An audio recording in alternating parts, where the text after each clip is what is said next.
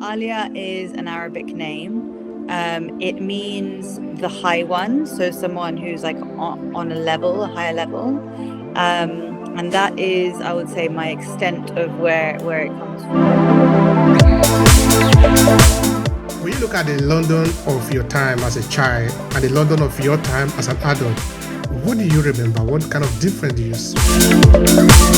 I've lived in 12 places now, maybe 13 across the world, and really love that. And I would say, the difference now is, on a personal note, I don't have as much family because a lot of them have moved from London or have expanded their families and have moved outside. I realized that I loved helping people take the first step, where culture stops becoming a buzzword and it becomes an action. So I started consulting for companies on how they define their purpose, their direction, and their values to then turn it into something where they genuinely care about it.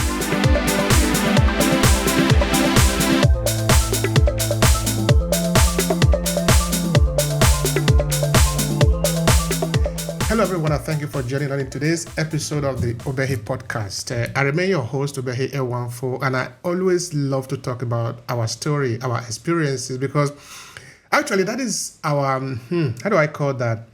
That is our vantage point, because nobody is more expert than you in your story, in your experiences. If something have happened to you or you have witnessed something, you are the best expert of that thing that you have said. Nobody can say, oh, I know it better than you. Nobody can know your name better than you. Nobody can know your mother better than you when you go outside to talk about yourself. If you know your culture, you know where you are coming from, nobody can become a better expert in you to tell you who you are, where you are coming from. So owning your story is owning that, what do you call it now?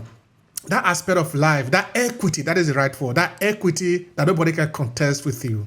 So if you're in a business and you are competing with people, it's because you haven't owned that. Because when you own that, you don't have anybody to compete with. That is why we're always talking about storytelling, owning your story, owning your experiences, because they help you to stand out in the competition.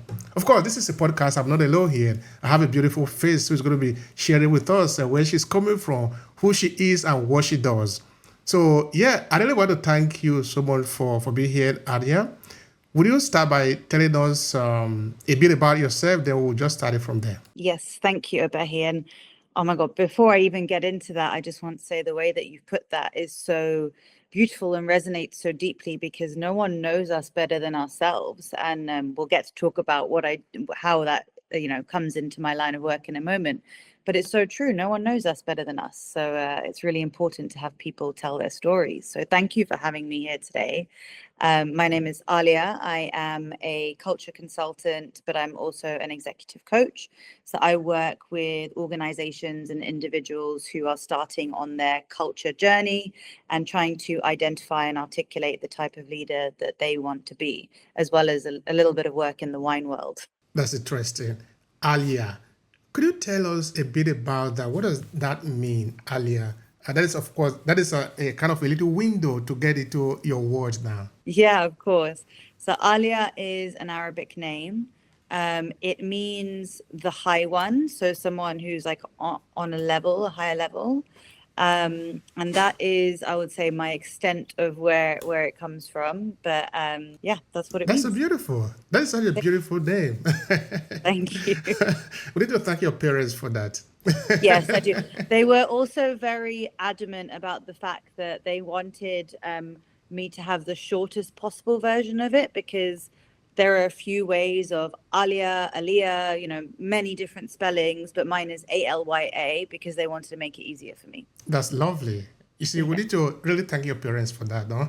Because they give you a rooted name so that you always be connected to your source. That is very important. Yeah, exactly. All right, Alya. So you were growing up now. Tell us that, please. Tell us what you see around you. Yeah, so I grew up in London in the UK. And though I was born here and educated here, and I say here because I'm literally dialing in from London right now, both my parents are East African born. So my mum was born in Rwanda. My father was born in Tanzania. So I actually spent most of my youth, a lot of my summers in Rwanda, and they do live in Kenya now. So yeah, my childhood was split between being in London and spending my summers with my grandparents in Rwanda, and then they moved to Kenya a bit later in life. And so now when I go back to the African continent, and I say the continent because my partner is from Zimbabwe, so we do go a lot to the continent generally, but we spend a lot of time between East and Southern Africa. And that is lovely. And again, that is really very beautiful. Um, when you look at the London of your time, I mean, the London of your infancy as you are growing up. Okay, you see, we are talking about story, we are talking about everything we can gather about the past, I have a personal reason for that, a very deep one. Yeah, of course. All right. So when you look at the London of your time as a child and the London of your time as an adult, what do you remember? What kind of difference do you see? It's very different. And, I remember being a child growing up with a lot of family around here. My father's family, though he was born in Tanzania, they migrated to the UK about, I don't know, maybe 50 years ago. So the ecosystem that I had in terms of family in the UK and in London was huge. And that was a really big part of growing up, which I absolutely loved. I think London, when I was a child, was very different. The city has changed quite significantly in terms of, I would say, the going out and the restaurant scene. It's amazing. But I've always felt the need to be on the move and explore different cultures and explore different countries.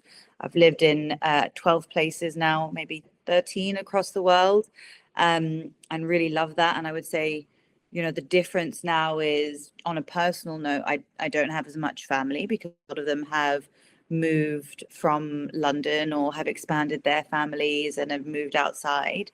But the city has changed a lot. And, right now it's a very interesting place to be in. There have been lots of changes, and I think, it's changed. It's changed. All right. It's changed. Okay, I'm a little bit more curious now. As you are growing up in London, what were these people or incident or event that were influencing you that you like more, that you want to remember? Of course, not everything, but there were certainly things that you want to remember of your, or that you can say as a Londoner, these things were very important for me as I'm growing up. Yeah, I think the difficulty is there, though. I don't see myself as tied to one place because, my like I said, my parents are East African born, but they are Indian originally. We are Indians who descend from Persia. And so I feel a very strong affiliation to East Africa. And when people ask me what my roots are, but actually my origins are from India, though I feel perhaps less of a pull there. So when people ask me where I'm from, or they say I'm a Londoner, I will say London. Yeah, I grew up here, but actually I don't feel like London is my city. I don't feel like it is my place. I call myself much more a citizen of the world. I have a Canadian passport as well. My partner and I split our time. We spend, I would say, the majority of the year in London, but we also spend a lot of time in Cape Town in South Africa, and then we spend a bit of time in Kenya. And actually, we're in the transition of moving to a bit more Europe-based. But yeah, I don't know that I feel as if That is so good. That is a liberty many people want to have, though. The freedom to be described as a citizen of the world in the true sense of it. And that is really the picture, though. Yeah. I think so, because also we like to, as humans, and generally speaking, we like to put people into boxes. Like, where are you from? Which country? This, whatever it might be. But I think the beautiful thing that you said, Obehi, when before I started speaking, was we are all people. We all have a story, and that story is unique. And we might have synergies with other people. We might be able to connect with people for a multitude of reasons. But actually, we don't know anybody else's story until we've had the honor of having that person sharing it with us, right? Absolutely. And I don't know, I know there are elements of, we demographics by the Equality Act, or there are protected characteristics, and then we have other demographics of which we fall into and classify ourselves.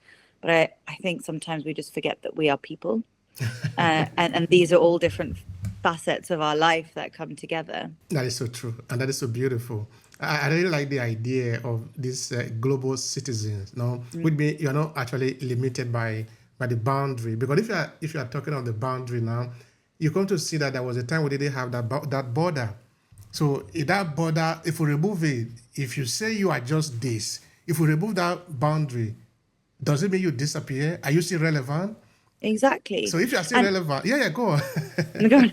No, please continue. No, go on. No, I wanted to say that this idea of looking at us beyond the boundary, beyond the border, beyond the language, beyond the gender, is so unique. Okay, now I want to say something to you. I like the question of identity as an argument to talk about sometime. I've written a book about it that I call Identity Crisis. So this was a couple of years ago. Then I was saying, now let's look at a human being. I said, let's look at me, for example. I said, okay, I am a human being, which is one. I said, I am an African, that is another one. I am a Nigerian, that is another one. I am a man, that is another one. I am a husband, that is another one. I said, come, each of these one is a category, but it doesn't mean that each one is contrary to the other, because all of them are true of me. Which is to say Exactly. that to even look at a human being, it's already complex the way it is. Exactly. And this is it. We all have lived experience. We all have a unique journey that's brought us to where we are now. And yes, we can absolutely look at, you know, the comparisons of let's just take gender, for example. And I'm talking about me as a woman being female. I can probably identify and relate to some situations that other women have been in, but I will not be able to identify and understand every single journey that every single woman has been in. As I said, I my parents are in East Africa. I'm London born. My origins are from India. I'm in a same-sex relationship. There are so many things already within those particular parts that start to make already my journey really, really different to another woman who might be of Indian heritage, who might be born in London. And it doesn't mean that none of those categories aren't true, but it's actually about how they compound with each other to bring that really unique lived experience. And I think sometimes we forget that, like I said already, people are just people. We're all very different. The best person to know what's right for that person is that person. That is, it cannot be said better than that. But yeah, but it becomes so difficult, right? It really becomes so difficult. And what I wanted to say earlier when you were talking about, I can't remember what you were talking about, but I was thinking about actually there is the differences between our generations. So I am not the same as my parents' generation. What they, encounter as first generation immigrants, they have much more different and unique situations of life. Their Indian culture is much more prevalent within them. And then if you take things, for example, like my being in a same-sex relationship, we don't spend a lot of time, or we can't and wouldn't move to places like Kenya because it's actually illegal. And so it becomes really difficult for then other situations or systemic bias that surrounds that, and perhaps how my grandparents were brought up, or how they live, or how they live their lives, and what they understand, and actually what they're surrounded by, which can come into conflict with also how I live my life. All right, that's true. That's true. Even if you look at yourself as a person, from the moment you were born a few minutes ago, but I'm putting in the time frame of human being, Yeah. you have changed a lot, no? Oh, yeah. You have transformed a lot. Maybe let me use another word for that. And we are not going to remain the same, because I think, who was saying it? Somebody was saying it, that one of the conflicts that people have is that they want to change and remain the same. It is not possible. You either remain the same or you change. The moment you change, you cannot remain the same. So I think we need to understand that. So I like the same way that you put it. This continuous evolution of life is important. This continuous evolution also of our society is important, and even of our relationship, of our perspective, of our point of view. You are right. I cannot have the same experience, or I do not have the same experience like my parent. because I wasn't the one. Okay, now let me put it this way. I have done a lot of research about African immigrant here in Italy. That is actually where this podcast is coming from. You cannot put the children of immigrant, even though maybe their two parents are coming from the same country in Africa, they found themselves here. You cannot put them in the same category as their parent.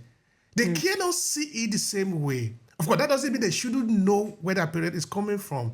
They shouldn't know about the experiences. But their perspective is always going to be different. Because first of all, they were born here. They haven't had the privilege of being born in where their parents were born. Even though they have read about it, one thing is to read, another thing is to experience things. It's They very are different. Africans, you might say, but they don't. If you take them away and drop them in Africa, they will still be disoriented.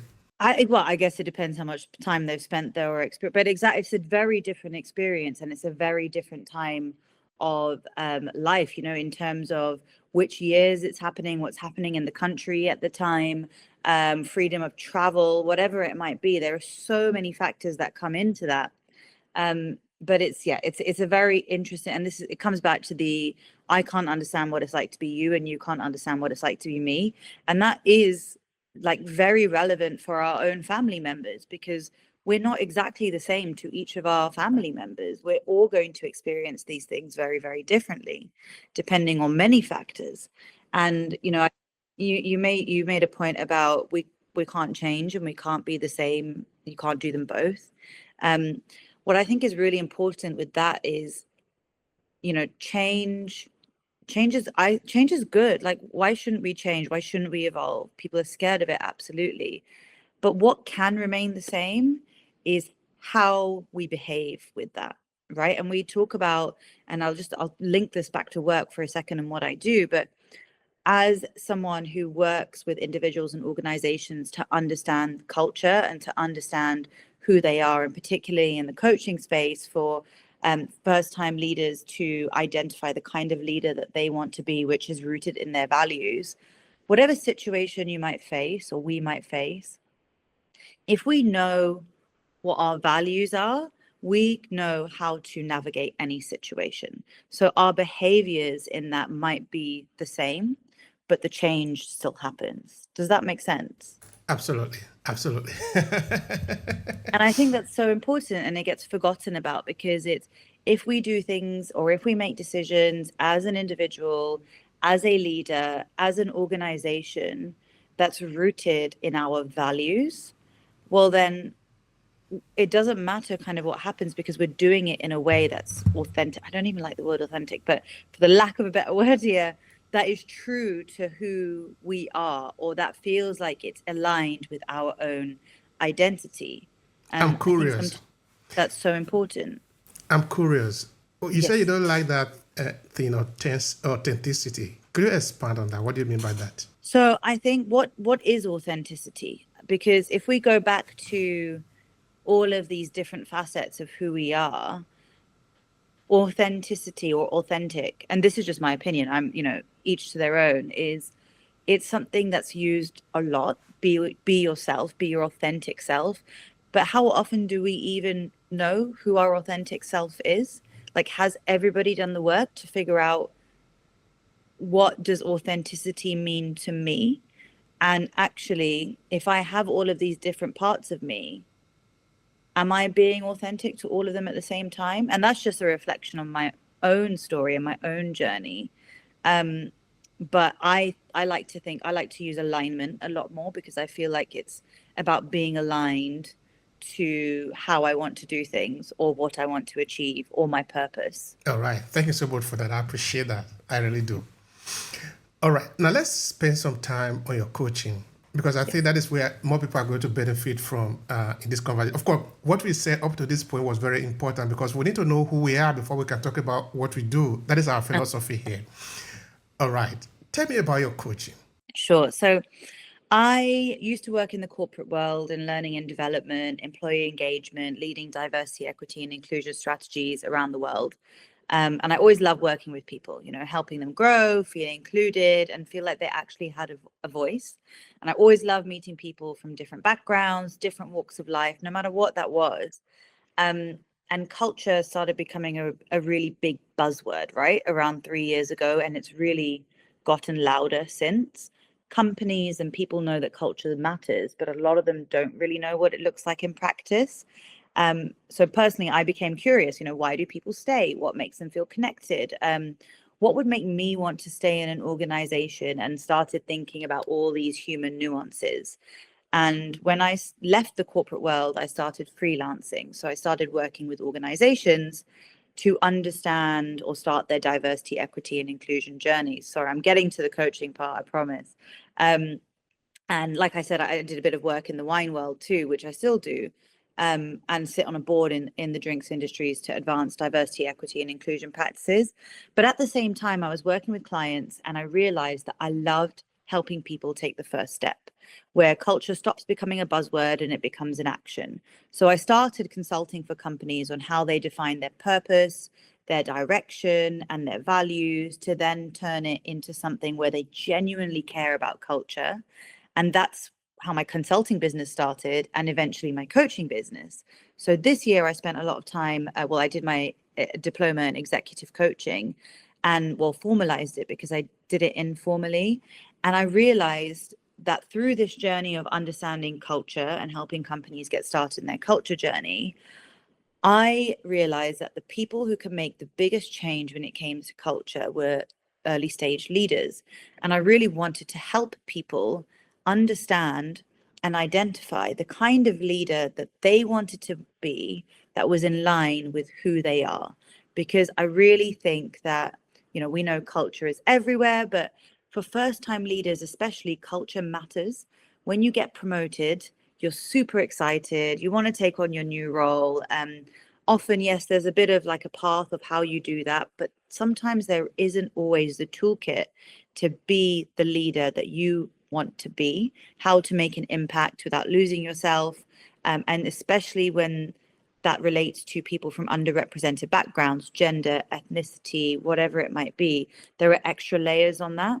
And so I just realized that I loved helping people identify what that means to them. And that's why I started the coaching business, was to help first-time leaders articulate the kind of leader that they want to be, that was rooted in their values, and especially if there are underrepresented demographics that come into that, so people can show up fully as themselves. Yeah, right. A curiosity. Have you ever maybe worked with a client, a business, or an executive in a business, or somebody who is directing a business who yet haven't understood the importance of culture? Because like you said, that is a buzzword that people throw around, but many people don't even know what it means. And sometimes we don't know until the thing is explained to us. I'm trying to understand how much people really know about this culture within the business environment. Yeah, and it happens often, to be honest, because culture is everything, but we sometimes don't know how to identify it, sometimes do know how to identify it, but it shapes everything from how we show up, how we work together, how we communicate, how we treat people. It's not just a business concept, it's human behavior, it's the feeling that you feel in the room or the meeting, or what you say on a rubbish day, especially when no one's paying attention to it. And it's not that I've had resistant people, but I've definitely worked with some challenging people. And let's be honest, like sometimes, not always, but people, when you get to a certain level, or executive or C-suite or one below, there is a lot that's happening and you have to deal with the day-to-day, that sometimes this is something that can get put on the back burner. You can have the best strategy and you can have the best product, but if your culture isn't healthy, your people won't stay and they won't grow and they won't do their best work. And that's what I say, and that's what I use with my clients, especially when I'm working or running culture workshops. The first one is really about setting the scene about what it is. And I think that's why, more so, first-time leaders, it is so important. Like, they can make the difference. They care, right? They're hungry. They're figuring out who they are as a leader. And they're the ones who can help shape and take the culture forward. That is really an important conversation, and it's very central to what we do here in Aclasses Media. That we help business that have been in place for some time, for considerable amount of years, to pass down their story and therefore their culture to the next generation.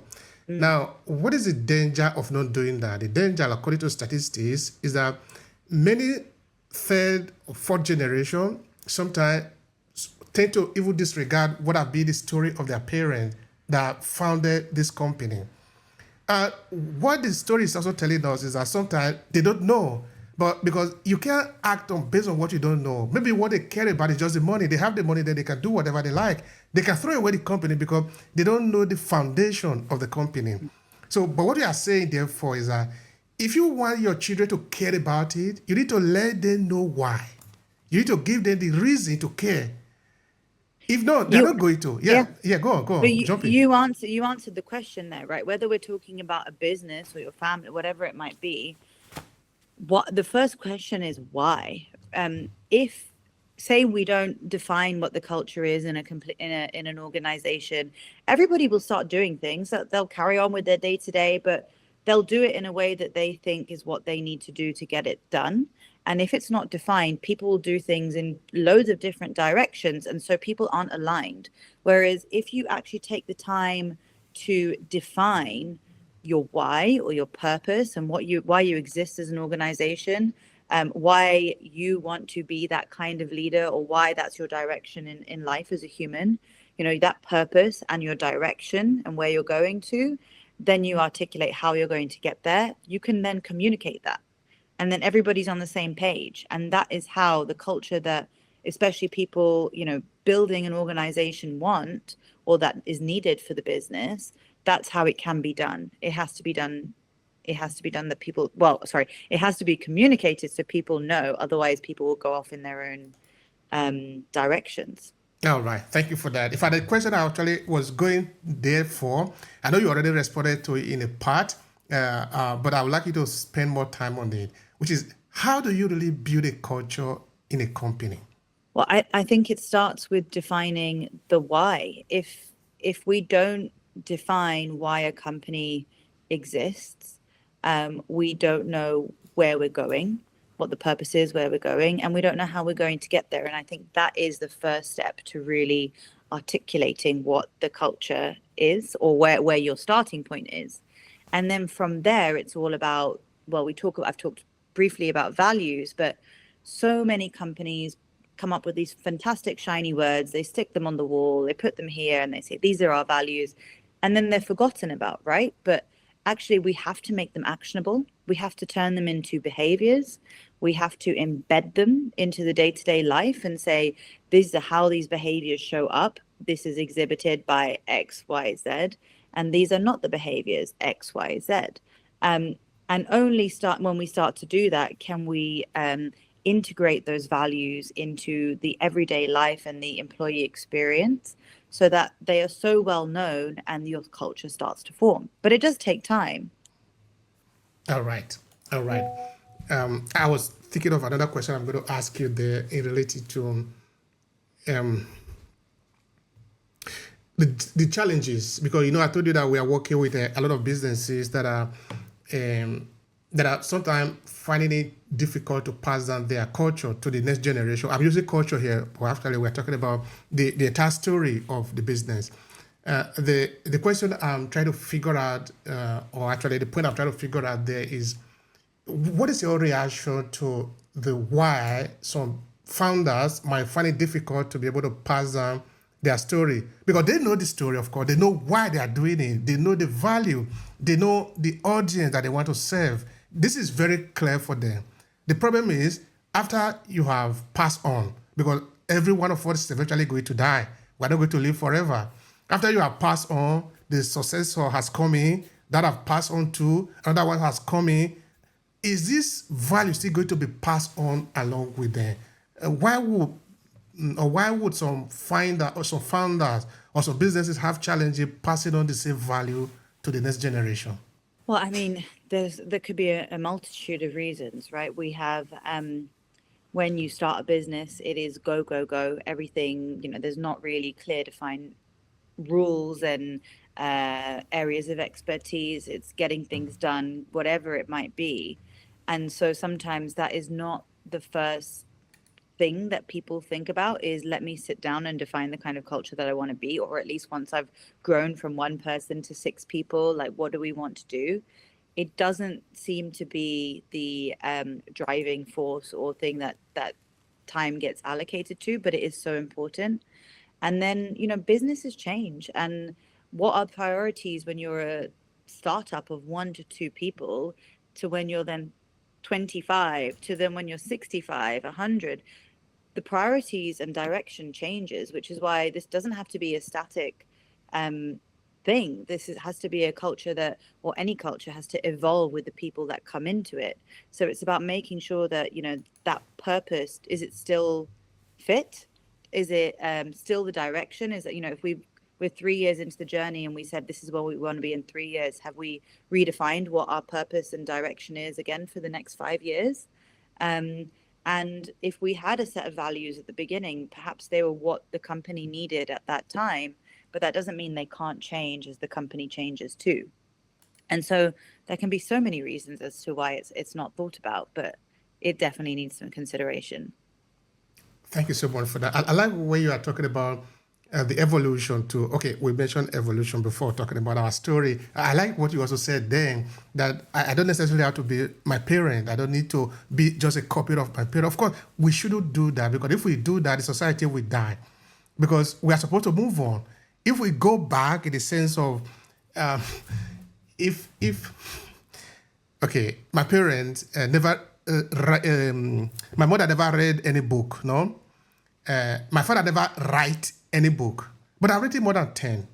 If I say I need to be like my father because he hasn't written any book, so I shouldn't write a book because I need to be like my father. No, I need to start from my father and grow up, so that my child will start from my level and grow up. So the society must evolve, because we don't do what we have always done in the same way we have always done it. And so I get that perfectly clear. Sometimes, even in a business, there are times that we need to change the culture, the way we are doing things. But how much of the key value, because I heard you use the word value before, how much of our key value must remain? By the time we start making these changes, what is going to remain that become identified as this company, as this brand? What do you say about that? I think that, so wait, just to make sure I understand this correctly, you are asking what needs to remain from the beginning of the journey to keep the brand alive? Yes, something like that, in the sense that, because if we just keep transforming at the point, we might actually lose who we are now. We are still going to be human being at the end of the day. We are not going to transform to become something else. We are still human, because there are all the elements that make us who we are. But of course, we don't do the thing that we used to do. Our value have changed. Okay, if we might even say something like that. We didn't have car like 200 years before. It doesn't mean now that because the function of the car is the same function that we used to do by just walking, or by standing on top of the horse. It doesn't do anything. Okay, it make it more enjoyable, because now you can plug an AirPod and enjoy music. But if the AirPod enjoyment is what you need a car for, you don't need a car. The car is needed for the movement. It makes the movement faster. But if we over-transform it to the point that we remove the transporting you from one place to another, then it basically defeats the function of what we needed a car for. So that is kind of what I'm asking, in the sense of, even though we say maybe a business can change, or can change the value, can change the culture, how much of the original value need to stay, so that brand doesn't become washed out, so that it can become something completely different from the original identity that it used to have? I don't know if it's clear. No, that makes sense. But that's not up to me to define that, right? That's up to it's up to the people who are in charge and driving that force forward. It's up to the company at the time. And if they're evolving and their purpose is still the same, then the purpose is still the same. And if the purpose is still the same, but actually they need different values to get there, that's also okay. It doesn't mean that everything needs to change. But, every company, every person, every leader is unique, but the process is quite similar. It's articulating your why, figuring out your where, and then defining your how. And so if the people at the time need to redefine everything completely, that's up to them. All right. Okay. Now, as a coach, if they told you they want to redefine everything, you will tell them that it is up to them, or are you able to guide them through? Do you have uh, mm, a set of tools to refine whether their decision is in alignment? Let me use your word, or based on what are you going to define that alignment? If they bring this case to you. Yes, so I have a 3-set series of workshops that, if we're looking to define or redefine the culture, is how do we start back again from zero and rate. And I won't give away too much, but I absolutely have a toolkit on how we understand our starting point, look at where we want to go to in 5 years, identify what still resonates, and then articulate what all of those things are. So, I've said it a lot, but the purpose, the direction, and the values. But absolutely, it's something that I work with as a facilitator. I'm there to help ask difficult questions. I'm there to help guide the conversations and make sure we come to the outcome that's agreed.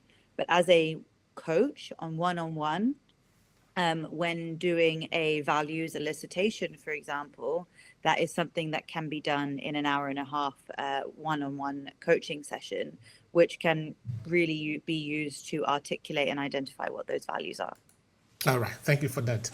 I remember you did say something about, I think, diversity in workplace, something like that, right? Yes. Could you break that down for some people who maybe do not understand what that means in terms of maybe the company culture, or maybe how that might be relevant to somebody who is managing a business? So I always like to start by defining, these words, even though people might understand them, but to make sure, especially in this conversation, we are on the same page. When we talk about diversity, we're acknowledging our differences. So this could relate to characteristics that are protected by law, or they could relate to anything that essentially makes us different. So, we could even talk about our preferences for introversion, extroversion, diversity of thought, etc. When we talk about inclusion, it's how people feel when they are valued, or when as if they belong to an organization and contribute to a common or shared purpose. And again, these are words that are used often in today's context, and they are separate concepts, but they need to work hand in hand together. So you can have a workforce that is completely diverse, where everybody thinks differently, looks different to each other, where everything about them is different, but no one feels included. And then you can have one where everybody thinks the same, looks the same, everything is the same, but everything is inclusive, but it's not diverse. So we need those two concepts to work hand in hand together. And we know that diversity in a room brings more brains. It brings, it increases when people feel as if they belong, they thrive. And it's all about creating workplaces where everybody, no matter what their background, feels as if they can be themselves. Are there some people that maybe kick against this idea of diversity in workplace? What I'm trying to understand is what their reason might be. Because I'm thinking out of my head that perhaps not everybody is in agreement with diversity in workplaces. Yeah. Well, no, look at the world that we live in. There's a lot happening in the backlash of, or going against the grain in terms of diversity, equity, and inclusion initiatives. And I can't comment on people's point of views, but we need to embrace diversity to create truly inclusive workplaces, because we know that more diverse and more inclusive workforces are more engaged. We know that they attract more business. There's so many stats behind that as to why it's important. But what, in my opinion, where sometimes this can get a little bit tricky is when we start to put in diversity and equity and inclusion initiatives that are completely siloed and standalone from the business.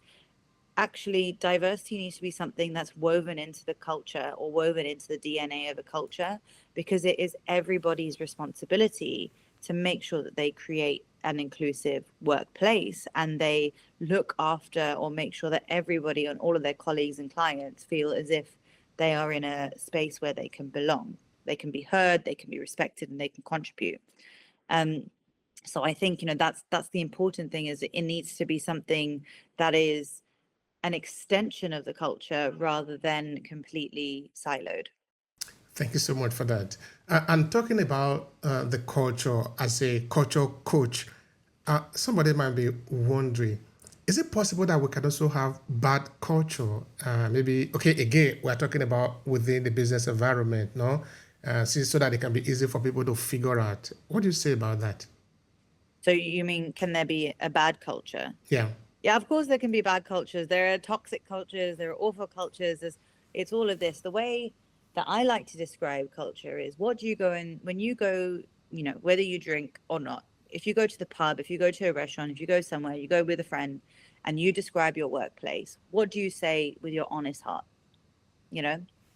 And some people don't like their jobs, and some people don't like the places that they work in because of toxicity, because of micromanagement, so many reasons. But whatever they're saying in that situation, that's what they're describing. And often it can be the rubbish stuff. I'm stopping myself from swearing. I'm swearing how I normally say it, but yeah, the rubbish stuff. Now, let's imagine a company, they reach out to you, and I want to believe that you have your way of diagnosing the situation. No? Now, based on your data, based on the finding, you identify this company to have a bad culture, but now you want to help them. What would you do with them to transform that culture to a good culture? Okay, this good culture maybe by be defined by different characteristics that, of course, you know better than maybe other people out there. So I guess the first thing that I would want to do is, like, as you said, is kind of do a diagnostic test, but really understand the landscape of where we are right now. So what are the things that we are defining that makes this bad culture? And where is the point that we want to get to, right? Is what are the behaviors that we need to change and that we need to see? And then it's about identifying how we're going to do that. So it needs to be, it depends on the size of the company, it depends on what we're working towards, but it's about articulating that purpose and making sure we really identify the behaviors that come behind that and how we can start to change it in every shape or form, but also hold people to account, because all of this is great, but if you don't have accountability measures in place, people will do the same thing. Thank you for that. You know something, Alya, you are really a very great candidate for this job. Thanks. Because of who you are. You are a combination of the entire culture from different places. So you must understand what is happening in the work environment. So my question is, how did you make up your mind to be a culture coach? You could be different kind of coach, but this one is particular. I haven't even read about any person or heard about somebody who was a culture coach. It's very fascinating for me. Thanks. So thank you very much. That was really lovely. I think it just kind of happened, to be honest. Like, as I said, I was working in the corporate world. I was learning about people. I've always loved people. I was learning about what keeps people happy at work, like running culture sessions. And I guess it just kind of happened. And I know that's a bit of a cop-out answer, but the more I started to learn about organizations, what makes people tick, how to help people really get in tune and aligned with what they want to do and how they want to do it, the more I realize that culture is something that I want to focus on. And in that respect, specifically coaching, because coaching is about helping the other person come to their own answers, right? It's not me telling someone what to do, but it's asking questions to help, and specific tools perhaps to help them get to their desired outcome. And it's kind of like what we were saying at the beginning, nobody knows their story better than themselves. And so actually through the power of coaching, it's about asking questions to help that person or organization get to where they want to be. And I really like that. I really enjoy empowering other people to do the work to get to where they need to be, but just I'm here to support. And so it was kind of like a natural line. I never really thought that this was how where my career was going to take me. I wanted to be a marine biologist when I was a kid, and then a diplomat. And so it worked out in the way that life evolves. And I would be very open to my career evolving in the future, because we change, the world changes, everything around us changes, our circumstance changes, but it's really it was just leaning into that evolution that led me to this point. Do you think maybe something could have contributed to it that make you make this decision? Again, I think it's a very important role as a culture coach, because I think people need to understand this more. Yeah, I think also there is a big part in having worked in the diversity, equity, and inclusion space, being a woman, being a second generation woman, a second generation immigrant woman, being from an ethnic minority background, identifying with different cultures that might not necessarily be the ones that I look like, being in a same-sex relationship. So many of these things by myself, I would say, come across my own unique challenges in life. And I know that these challenges can translate into our workplaces. Like, we don't, as much as we would love to separate everything with our day-to-day lives or our personal lives to our workplaces, it's not feasible, right? And so I think I've realized that there have been things that have impacted me in my past, and that a lot of companies they might have coaches, they might have coaching programs, but they don't necessarily have coaches who represent these intersections of the demographics. And only when you are from those intersectionalities can you understand the particular nuances and challenges. Like I said, I'll never be able to understand every single person who falls within these intersectionalities life experiences, but I can understand a little bit more than perhaps someone else could. And that was kind of the driving force of making this happen more, is I wanted to be a representation of someone who came to me and needed coaching, that I might be able to ask some questions because I have that insight from myself, that perhaps someone else might not necessarily be able to ask, or help someone feel more comfortable knowing that they can identify with some of the similar life experiences that I've had. That's lovely. And I use the word intercession. I think people need to pay more attention to that. In the sense, 100%. in the sense that is actually where things happen. I remember, I think I've spoken a lot about it on one of my books, The Color of Our Children. Then I've also written an article about it. It has sometimes, when people are looking at where things are happening, they are looking at a straight line. You don't see anything interesting in a straight line. In a straight line, actually, is very boring, because where things are happening is in the intersection. In the sense that, because the intersection is saying there is a bit of this, there is also a bit of that. That is where things are happening. Whether you're looking at it from our company, in our business, in culture, in evolution, in music, in nature. Because where do you see river make noise, or maybe a flowing flood make noise? It makes noise where there is an obstruction. An obstruction is an intersection. I mean, there is something, there is another thing. So, I guess, so for clarity, the term intersectionality was coined by a professor called Kimberly Crenshaw in the late 1980s, where she talked about the overlapping of our identities. And she was specifically talking about race, gender, and socioeconomic background. And so I think, it's like the analogy of a traffic light is, you might have traffic coming from here, you might have traffic coming from here, and you might have traffic coming from here, but the collision is where things happen. And I don't know, I would challenge and say, I don't know if I would use the term boring for it, but I think it's something that we absolutely need to be mindful of. And I meant in the straight line, but it's something that we need to be mindful of, because we each have challenges and things in our lives that we face, and we might have specific and unique challenges because of however many of our demographics that come into intersection with each other.